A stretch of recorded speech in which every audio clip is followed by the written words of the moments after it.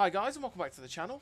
Today I've got two replays in the Western Alliance Premium Medium Tank, the Leopard 2AV. Now this is like the counterpart to the Leopard VT2, right? Because they're two tanks that are fairly similar. But the VT2 has a 120mm gun. This Leopard 2AV has a 105mm gun. The Leopard VT2 has like 418 penetration, I believe it is, on its standard APCR round. This has 370, and it has a 430 round heat pen, which is just not useful in this era because of spaced armour. It has got, though, a beautiful HESH round that the VT2 doesn't get. And the VT2 has solid turret armour, which I would say is probably better than this tank. But that doesn't mean that the turret armour on this tank is bad. I think the turret armour on this tank is still very, very solid. It just doesn't take a hit as well as the VT2. But its upper plate armour / lower plate armour has sort of that spaced ERA or spaced armour protection. So it can take a good few hits off its upper plate. It ricochets and bounces quite a few shots off its upper plate, which is something that the VT2 cannot hold to, which is exceptionally nice. And it's very, very useful for this tank. It also helps it a lot against ATGMs, which is always great, right? Because then, you know, if you see one coming, you angle your spaced armor towards it, or try and swivel towards it if you're in a position where you can't get away from the ATGM. And more than likely, it's probably going to either hit you and do no damage because of the spaced armor, or it'll hit and do very, very little, right? Which is always great. The other thing that this tank has over the VT2 is speed.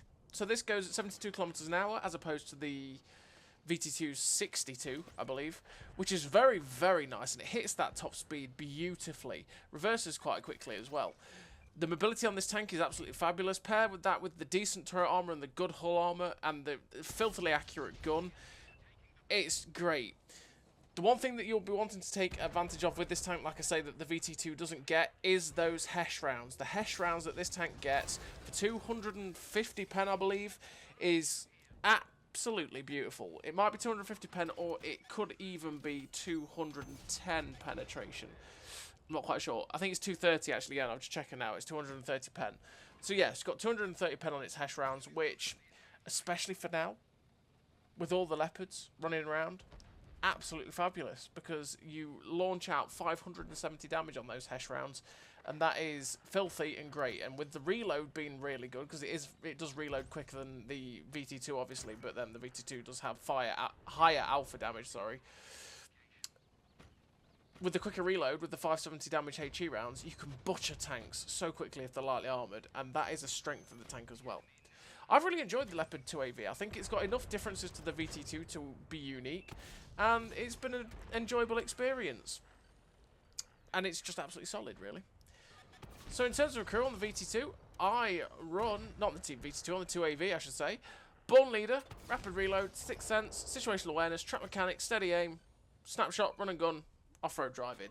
Gun perks, because, well, Cold War making your gun as good as possible is always great and always what you should probably be doing, especially for the fact that you will be firing over quite a lot of long distances at times, and just making the gun that good is just great, because there's a lot of tanks that do have that fabulous gun handling. And in terms of off-road driving, I do run that because it's really legacy of the crew. It does help it, obviously, because of the, well, it just helps you to get to the top speed, negates the ground resistances, etc, etc. Helps you get there that little bit quicker, but to be honest, does this tank need it? Maybe not. So you could change that out, put rapid aim on to get better turret traverse. You could put a multitude of other different things on to tailor it to how you want it. You could even put the armor angling perk on to make it so that if you do get penned, you can make the Cold War RNG even better in your favour, and make it so that if someone's shooting you with like 510 alpha, say a VT2 shooting at you with 510 alpha, they're probably going to hit you for like 420 or something like that, you know. You can do whatever you want to do. So in this first game, we're on Fisherman's Bay, and currently we're at 4.5k damage with 366 assistance. The teams are equal. We've been fighting a running retreat the entire game. That's what it's felt like anyway. And we're just trying to put the hurt into this BMP-1, because he's running away, and he's deadly, right? He's got the ATGMs. We don't want that thing to survive. We're slapping in as many shots as we can. We just need to get rid of this guy. We're even willing to take a possible hit to get rid of him. Because, like I said, we don't want the ATGMs in the game. Once he's gone, we'll be solid. But with him running away and the Leopard chasing after him, I'm kind of like, you know what, actually, that BMP can survive. That Leopard's going to kill it. I've got a tank behind me who is was threatening the heavy tank behind me, which he was, or I think it was actually a medium tank. And, yeah, he shut him down. So, it's like, okay, running retreat again. Get away from that 2AV, because again, 370 pen is not going to do much to the 2AV. The 2AVs are a nightmare for this tank, because it's so troll to pen. But, Leopards, however, aren't that much. And the Kappas are both Leopards.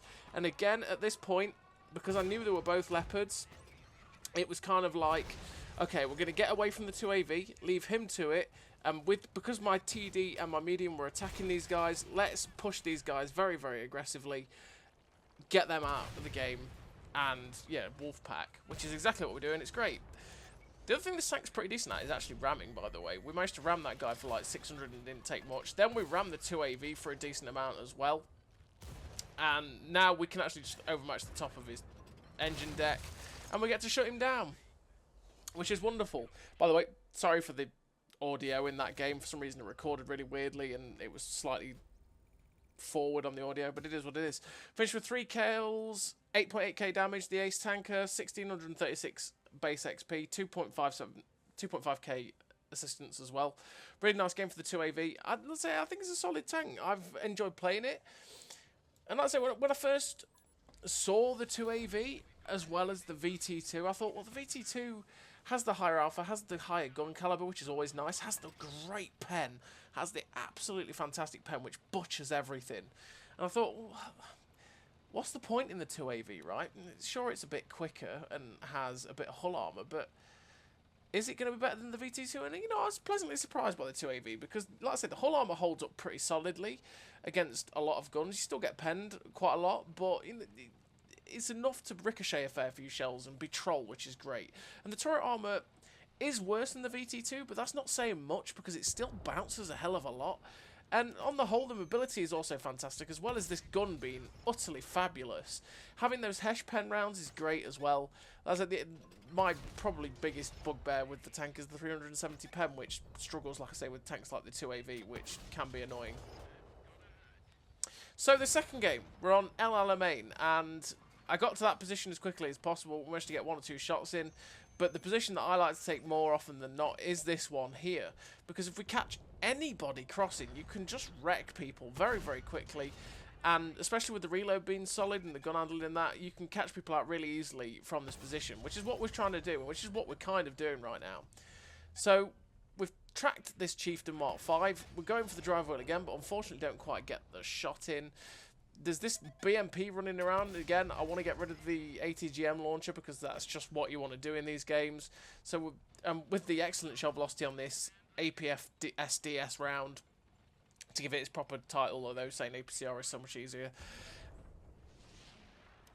it's quite easy to hit. But here we go. He launches a ATGM at us. We sort of angle it at a slight angle, really. He ends up hitting us with the ATGM and doing like 200 damage. That's where the spaced armor on the front really comes in handy, as opposed to the VT2, which probably would have took a hit for like 1,000 there. But because of the spaced armor, it went straight in to that section, and we didn't get hit for much, which is great. So this position we're in now is probably getting towards the end of its usefulness. We've got shots at the 4211, which we're not going to pen with 370 pen at this angle, unless he gives us his drive wheel, which, wonderful, thank you very much, sir, I'll take it. Looking for that shot again into the lower plate, which, again, 370 pen at this range is not going to go through, so I'm just going for the drive wheel, to be honest, and track it. But then we pen it, and it's like, oh, I penned it, okay. Then the T-72M1 comes in behind us. It's like, oh, God, hello, sir. Okay, I'm just going to... Oh, you're running away from me. Okay, I will chase after you then. And because this tank is filthily accurate with his gun, we don't really have to worry about aiming too much. We'll hit it many times. And we're going for the ram. And like I say, this tank is really solid at ramming. We rammed him for like 670 odd, which is... Because this tank is heavy, because this tank has 72 km/h top speed, you really do slam into people and you do a lot of damage. I mean, realistically, if you wanted to run the Sporeliner or run... Actually, if you wanted to run controlled impact instead of the off-road driving, you would reduce the amount of damage you're going to take from ramming people like that, and you could do some serious damage and not take too much yourself. I mean, I think we took like 300 or 400 damage. That would be reduced by like 50%, or a little bit less than that. But, you know, you get the gist of it. We would have taken a lot less damage, and we would have dealt that horrendous amount of damage to that guy. And that can be, you know, when you can ram things like that, it can be a lot of fun, right? So far we're up to 6.9k damage, or 6,999 to be specific, and very satisfyingly so. And we're going to close the distance on these heavy tanks that are hiding behind this ridgeline over here. But as we're going over, the cat starts to charge across, and it's like, okay, Mr. Cobra Cat, please don't hit me with your big-ass gun. Unfortunately, we didn't end up penning it both times. We ended up just tracking it, which is a shame. But now we're going against, again, a T-72AV, which is just a pain to pen for this thing. But because he's sideways on, and he just hasn't realised we're here, we managed to pen the first shot. But then we bounce off its extremely angled side. Like I say, this is where if we... And then we don't track and pen it. Like I say, if we're in the VT2 there, we would have penned that guy at least once more. But unfortunately, we don't get any of the shots into that guy. We load the HE, because again, if I get the side of this guy and aim high, I can pen him with the HE. But unfortunately, because I auto-aim, we hit the space armor, only doing 257. But this time, we're going to aim it properly, and we slam it into that bit where the engine deck is, hit him for 470 yards, set him on fire, and he gets shut down by someone else. And we finish the game with the epic victory, 2 kills, 8.4k damage, 3.3k assistance, ace tanker, 1712 base XP. A really nice game for the Leopard 2AV, and it is a very, very solid tank. It makes a butt ton of credits, and it's a lot of fun because it's got a great rate of fire, great speed, and solid armour. It just lacks that bit of pen, pretty much, to deal with some of the other tanks, like the FV4211 and the 27AV. So as always, everybody, thank you very much for watching. I'll see you next time.